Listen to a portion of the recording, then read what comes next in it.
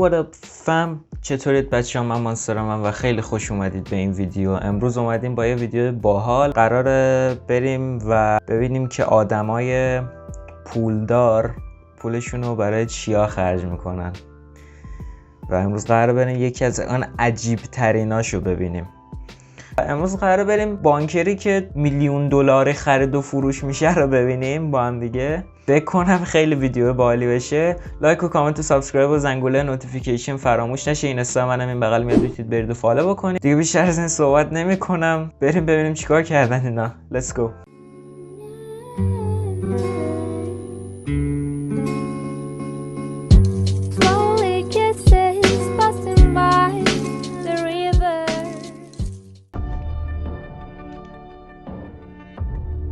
As you can see, this place is pretty much unchanged from the Cold War.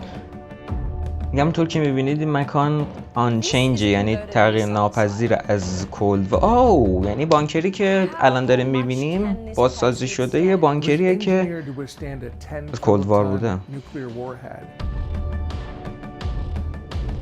10 کیلو در مقابل یه بمب 10 کیلوتنی هم مقاومه. Actually good. Nice. خوشمان آمد. When it comes to the apocalypse, nothing's quite as terrifying as nuclear war. هیچ چیزی شما رو در مقابل جنگ جهانی هسته‌ای محافظت نمی‌کنه. چرا عقل انسان محافظت می‌کنه.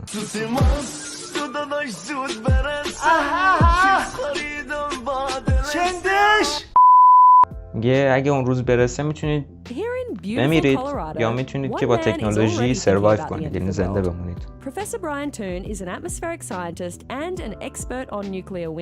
پروفسور برانتون اینجاست تا شما رو خر بکنه و کلی پولتون رو بگیره و یه سوراخ تو زمین بهتون بده.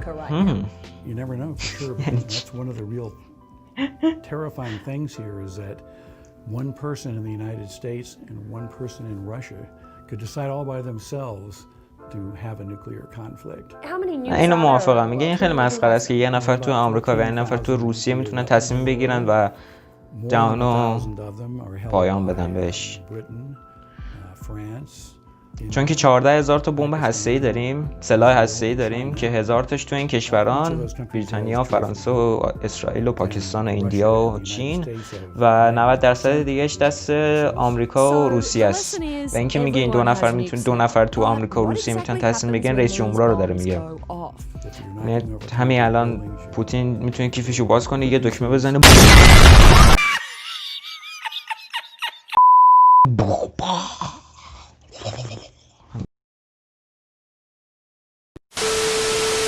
from the blast wave tearing you to pieces, the radiation burning you up, the light wave burning you or catching you on fire. What happens when day one, a week later, a year later, what are we looking at? Well, when a nuclear weapon explodes. داشت تخریبات لحظه‌ای شد، میگفتش که تو فاصله نزدیک ذوب میشی، تو فاصله دور پرت میشی، میترکید، کلا داغون میشید. و گفتش بعد از مثلا یه روز، یه هفته، یه سال چه اتفاقی میفته که میگه یه دود خیلی مثلا رادیواکتیوی رو تو اتمسفر پخش میکنه که ممکنه باعث نیوکلیر وینتر بشه، یا یه زمستونی که بر اثر مثلا امواج رادیواکتیو با این اتفاق میفته بشه، که باعث میشه که کل پوشش زنده رو کره زمین از بین بره.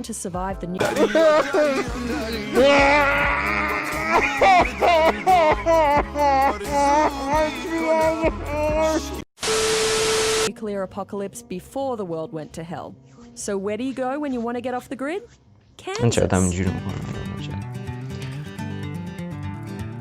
این آهنگی یه خورده نمیخوره به پایان دنیا تو کانزاس. Tech way to avoid the apocalypse. Welcome to the survival condo. This former Cold War missile silo is now a luxury bunker built for the super rich. Going off the grid no longer means giving up a lavish lifestyle. Think of it kind of like cribs in camo. From the outside, the security cameras, armored guard, and 8-ton steel doors are the only sign you're entering a top secret facility. In fact, this place is داشت راجع به سیستم امنیتیش میگفت و خفن ترینش گفتشون در فلزیه است که 8 تنه. Top secret, I can't even tell you where it is. I'm here to meet the man نمیتونم بهتون بگم کجاه چون خیلی سیکرته. نه بابا مثلا خواستی به آدرسشو بده یه سر بزن. The doors that we just came in through weigh 8 tons each, so they're 16,000 pounds. They're armored steel filled with concrete. So armored steel fiber هست، یعنی فلز معمولی نیست، فلزیه که مقاوم سازی شده. یعنی چی؟ ناراحت کننده است که طرف زندگی بعد از پایان دنیاش از زندگی الان ما بهتره. You're not in Kansas anymore. We're going beneath Kansas. The survival condo is spread across 15 floors and goes 200 feet underground. At the top, under the dome, 15 طبقه زیر زمینه و 200 فوته. وایسا ببینم ما اصلا یه همچین برجی تو تهران داریم؟ به این بزرگی؟ 7 طبقه مکان واسه زندگی لاکچری دارن، کلاس دارن، کتابخونه دارن، بار دارن، باشگاه دارن. What؟ Wait a minute. سینما؟ اگه دنیا تمام بشه و کلاً پوشش زندگی از روی کره زمین از بین، پوشش زنده از روی کره زمین از بین بره، تو میخوای بری چه فیلمی ببینی؟ مگه اصلا فیلمی ساخته میشه که با چقدر میخوای فیلم تکراری ببینی؟ پول سینما رو که کردن تو پاچتون تا الان.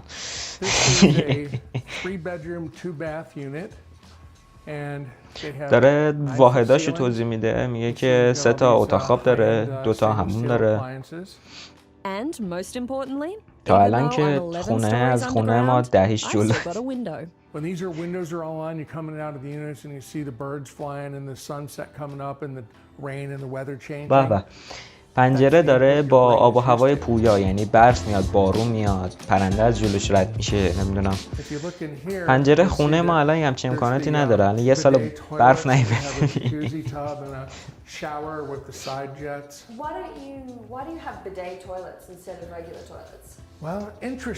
بدهی توالت نمیدونم چیه، میگه چرا توالت معمولی نداریم، بدهی توالت داریم.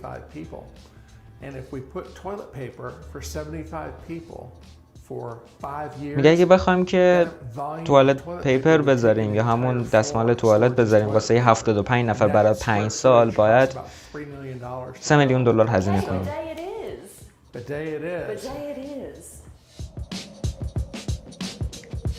آیا ایمان نمیاد به توالت ایرانی؟ ایمان نمیاد.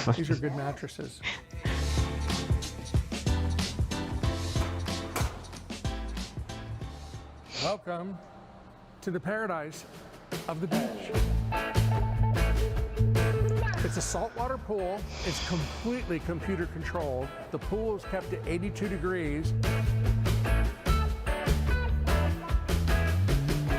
People do not expect to see a resort pool. کاملا با کامپیوتر کنترل میشه سیستم پمپاژ آبش و اینا رو. Are you kidding me? یه وقتی واسه مردم میگم که آقا ما زیر تو بانکر زیر زمین استخر داریم و این امکاناتو داریم، یارو مثلا میگه اسکول شدی؟ شفاعت بده.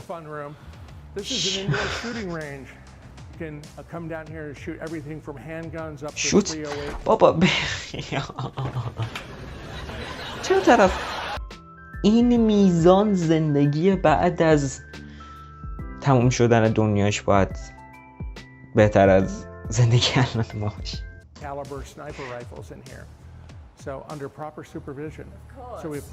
Shooting range, huh?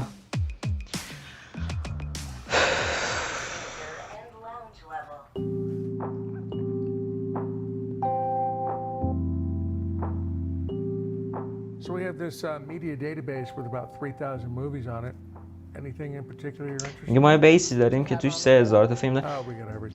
3000 تا همش. بیا من لپتاپم واسه میکنم الا 5000 تا فیلم واسط میریزن. اینو دریوری بود دیگه الان گفتین. تو این مسئله ما ایرانی‌ها نه دعیش جولاییم. But the apocalypse isn't all fun and games. There's a schoolroom in the bunker so kids from K through 12 can take self-guided lessons on brand new iMacs. And اینم کلاساشونه که مجهز شده با مدل‌های جدید آیمکس یا همون کامپیوترهای اپل. Are things that are of interest to you. And what we do is we put that into a device that is like a Google search engine. It goes out and it crawls over the internet and it downloads websites that have those keywords on them. They're also Skype enabled, so when we bring our second silo online, ما سیستمی درست کردیم که حتی اگه دنیا از بین بره هم میتونن برن توی گوگل جستجو کنن و اطلاعات بگیرن. ولی نمیتونن برن توی یوتیوب بشینن ویدیو منو ببینن که سابسکرایب کنید. یه دقیقه لال بشو. You can have salad daily with this kind of setup. oh yeah, Great. دارم فکر میکنم که بعد از بین رفتن جهان خودم هم نمیشم ویدیو خودم ببینم. different kinds of lettuces, kale, blueberries, strawberries, blackberries. But even without that, there's still نه loads and غذاهاشونه. I mean میگه که loads of با stuff استفاده از farm food. مدفوع ماهی که This really پرورش satisfies میدن my prepper mode inside of me. I گیاه feel very پرورش safe, میدن بعد surrounded by tins of تخم مرغ food. نه تخم مرغ از ماهی یعنی چی؟ The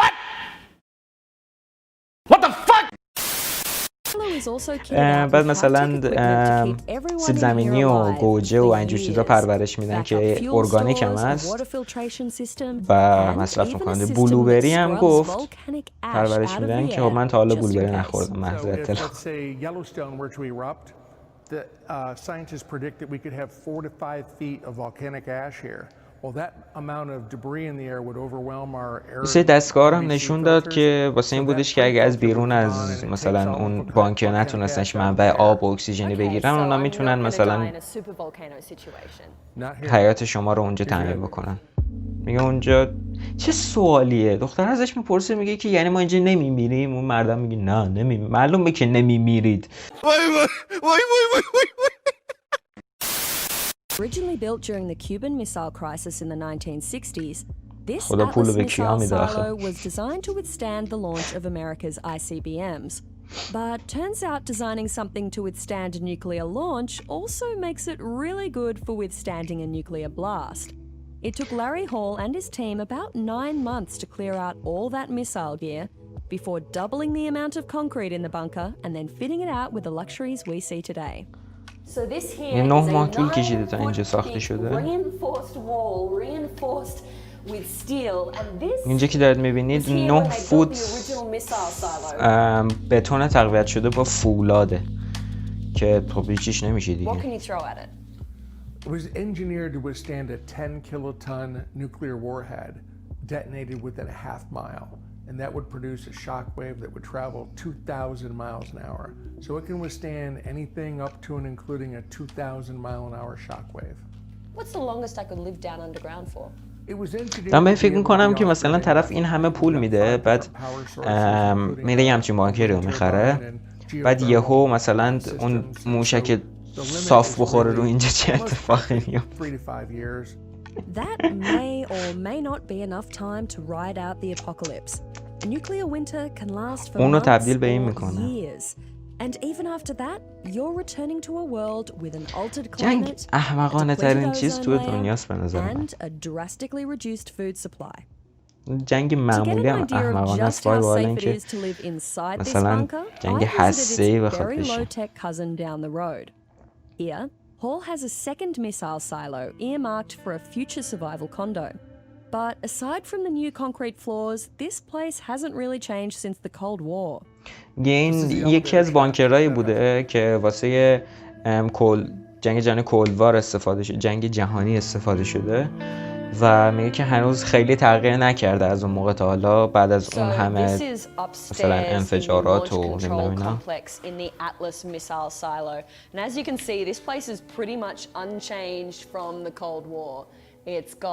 You can see the lights on springs so that if a missile goes off, the whole thing isn't going to shake. اینجا unchangeable یعنی تغییر نمیکنه. مثلا چراغا هنوز سالم بود رو سقف. And right in the middle of the room, you can see this is the bathrooms where back in the day. Bathroom? There's no fucking way. You had the shift workers who could go into the bathroom here, and then they lived in these quarters behind me. So you had 3 shifts of people sleeping, resting, and then manning the controls downstairs. It is so eerie to be in here. It's such a bizarre space.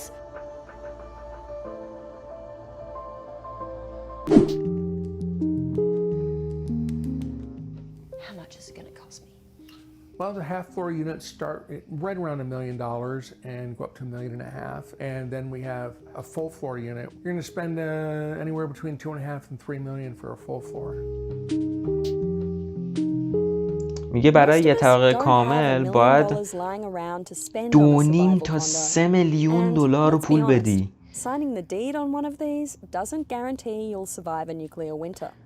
خب قانع شدم پاشیم بریم یه بانکر بخریم. یعنی چی؟ بعد تازه میگه بازم هیچ گارانتی نیستش که شما بتونید زنده بمونید.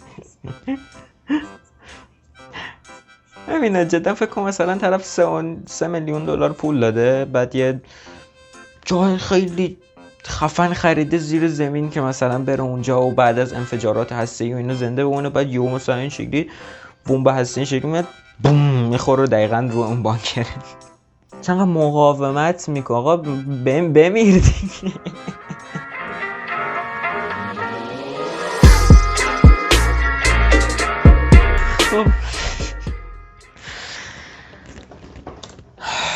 بس دیگه، هر چقدر به حماقت انسان خندیدیم. لایک و کامنت و سابسکرایب و زنگوله نوتیفیکیشن فراموش نشه. امیدوارم که از این ویدیو خوشتون اومده باشه. نظرتون رو توی کامنت ها بنویسید، من همه رو ریپلای میکنم، همه رو جواب میدم. That's it. تا ویدیو بعدی میبینمتون. See you soon.